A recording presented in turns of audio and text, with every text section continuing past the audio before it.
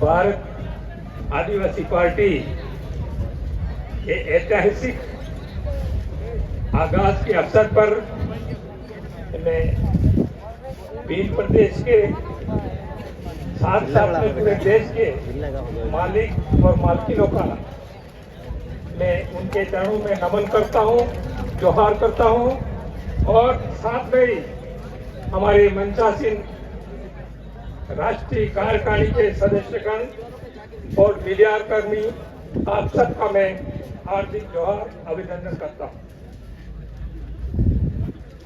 भाइयों, ये एक समय है जो 75 साल तक कांग्रेस बीजेपी ने राज किया और आपको मालूम होगा मानगढ़ में 1507 आदिवासी मारे गए थे।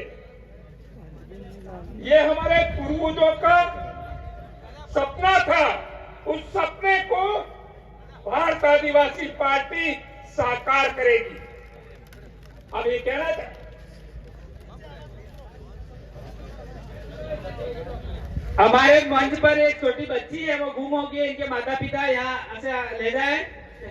अंजलि डिंडोर, राजू डिंडोर। इधर पिताजी का नाम है राजू डिंडोर, छोटी बच्ची है अंजलि डिंडोर।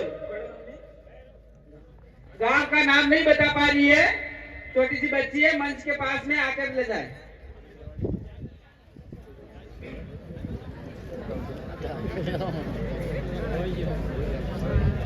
तो ये हमारे जो पूर्वजों के जो सपना था, उस सपने को साकार करने के लिए भारत आदिवासी पार्टी का आगाज हुआ है। आप देख रहे हैं पूरे देश के अंदर जो नरेंद्र मोदी है वो स्पष्ट बहुमत की सरकार बनी थी। स्पष्ट बहुमत था। हमें स्पष्ट बहुमत सरकार की वजह से पूरे देश के अंदर कहीं आदिवासियों को अत्याचार हो रहे हैं, कहीं मुस्लिमों पे अत्याचार हो रहे हैं धर्म के नाम से, और कहीं देश के एसटी एससी में छुआछूत के नाम से हो रहे हैं। ये जो अत्याचार हो रहे हैं वो लगातार हो रहे हैं। आपने देखा होगा मणिपुर के अंदर जहां बीजेपी की सरकार है, राज्यपाल आदिवासी है, देश की जो सरकार है वो बीजेपी की है, और देश का राष्ट्रपति है वो आदिवासी है।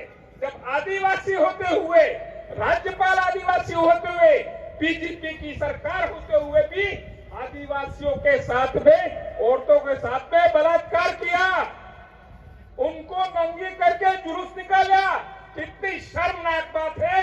ये हम पूरे देश के आदिवासियों की नहीं, पूरे देश के लोगों के लिए शर्मनाक बात है। ऐसी सरकार एक घंटे नहीं रहनी चाहिए निश्चित रूप से। लेकिन राष्ट्रपति जो बनी हुई है वो गुलाम राष्ट्रपति है। ऐसे गुलाम राष्ट्रपति को शर्म आना चाहिए, नहीं तो मणिपुर की सरकार तो बर्खास्त करते, केंद्र सरकार की जिम्मेदार थी। लेकिन भाइयों और बहनों, आपने देखा होगा कि डूंगरपुर जिले में आपका आशीर्वाद रहा और 2 एमएलए बनाया आपने, और साथ में ही 13 जिला परिषद सदस्य बनाया।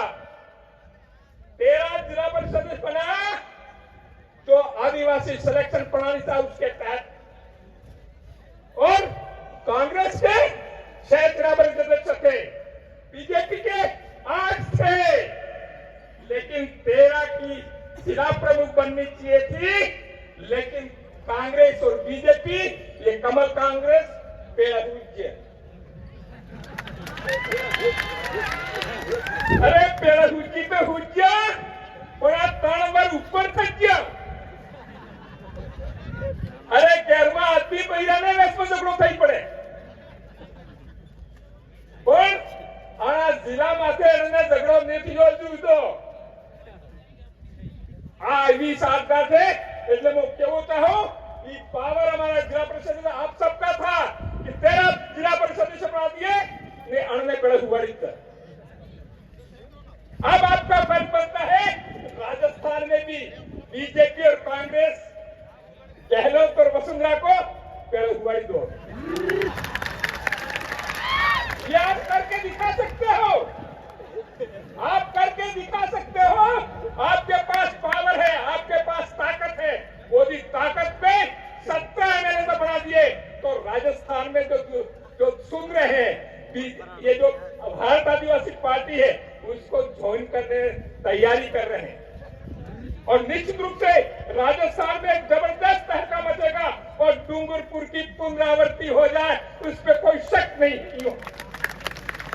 मैं कहना चाहता हूं मैं कहना चाहता हूं कि पूरे देश के अंदर आप ये जो जलवा दिख रहा है, ये जो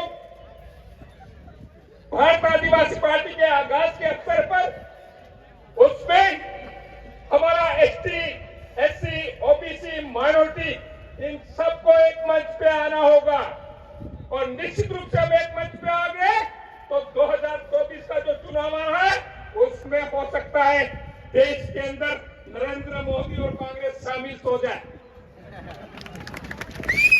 तो ये फर्क बनता है देश के मालिकों को, इसलिए फर्क बनता है कि आज तक हमने सहन किया, आज तक देश की जनता के साथ अत्याचार हुए, अन्याय हुआ, वो हमने स्वीकार किया है। और ये देखा हमने कि जो हो रहा है ये इस वजह से हो रहा था कि जो सिलेक्शन पावर था, वो सिलेक्शन पावर इन कांग्रेस और बीजेपी थे, उनके उद्योगपति थे, लखपति थे, करोड़पति थे, उनके हाथों में था। वो सिलेक्शन करते थे, जो एमएलए सिलेक्शन करते थे, एमपी सिलेक्शन करते थे, वो उनके गुलाम होते हैं, उन्हीं का सिलेक्शन करते थे। इसलिए मैं कहना चाहता हूं कि भारत आदिवासी पार्टी आई है, वो जनता तय करेगी, जनता सिलेक्शन करेगी और जनता के द्वारा सिलेक्ट किया हुआ आदमी एमएलए बनेगा, एमपी बनेगा तो निश्चित रूप से पूरे देश के अंदर जनता एक बदलाव आ जाएगा। हमारे गुरु गोविंद का सपना था ऊसावाला है नेसावाला है ओसा करवा आ नेसावाला है इन्हें ओसा करवाने बदली है कि हाईकमान की ताकत है, कि हाईकमान जनता बनेगा तो निश्चित रूप से की आज निश्चय पड़ी हुई जनता है कि ओसी थी जाएगा। ने पहला जी हाईकमान है, ये हाईकमान ग्राम तक ही निश्चय पड़वाना है। लेकिन ये हम सबका फर्ज है, हम सबका फर्ज है। इस देश के अंदर जो बुद्धिजीवी है,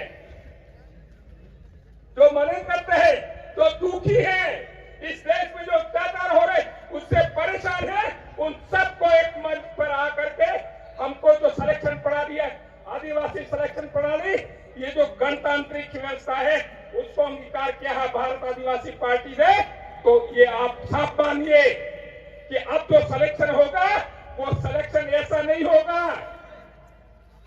सिलेक्शन अब जनता तय करेगी। यदि जनता, हम एमएलए हैं, जनता कहती नहीं आपका काम नहीं है, आप बैठ जाइए, तो हमको बैठना पड़ेगा। इसलिए नकवेल जो है उनकी, वो नकवेल हम जनता को देना चाहते हैं। जब जनता के पास में उनकी नकवेल होगी तो हमारा हाईकमान है वो भी धाराशाही हो जाएगा। ऐसा गलत करने की सोचेगा तो निश्चित रूप से उसको एक बार नहीं 100 बार सोचना पड़ेगा। इसलिए मैं अंत में यही कहना चाहता हूं, शायद ये समय की चिट्ठी होगी तो मैं अंत में यही कहना चाहता हूं साथियों, ये देश के आप सबके ऊपर बहुत बड़ी जिम्मेदारी आ गई है। उस बहुत बड़ी जिम्मेदारी को हमको मिल करके, हम जानते हैं हमारे पास पैसा नहीं है, सब कुछ नहीं है, लेकिन हमारे पास में संख्या बल है। और संख्या बल है तो हम यदि थोड़ा थोड़ा उठा लेंगे तो भार उठा सकते हैं। इसलिए ये हमारा जो वोट है, उस वोट के माध्यम से हम नरेंद्र मोदी को क्या, भारतीय जनता पार्टी को क्या, अच्छी अच्छी सरकारों को हम पलट के रख देंगे। इसलिए आपसे निवेदन है कि आने वाला समय है उसमें हमारा वोट है वो हजारों करोड़ों रुपया कीमती है। उस वोट को हमको सरकार को बदलने के लेना है, लेकिन ऐसी सरकार लाना है जो हमारे ऊपर अत्याचार नहीं करे और हमारा विकास का काम करे। इसलिए मैं चाहता हूं, आप सबसे निवेदन कर रहा हूं कि ये जिम्मेदारी हम सबको, देश के मालिक और मालकिनों को आप सबको उठानी पड़ेगी और ये जिम्मेदारी हम उठाएंगे। निश्चित रूप से हम विजय होंगे। इसी उम्मीद के साथ में आप सबका हार्दिक जोहार अभिनंदन करता हूं और एक नारा बोल देता हूं, थोड़ा बोल देना आप।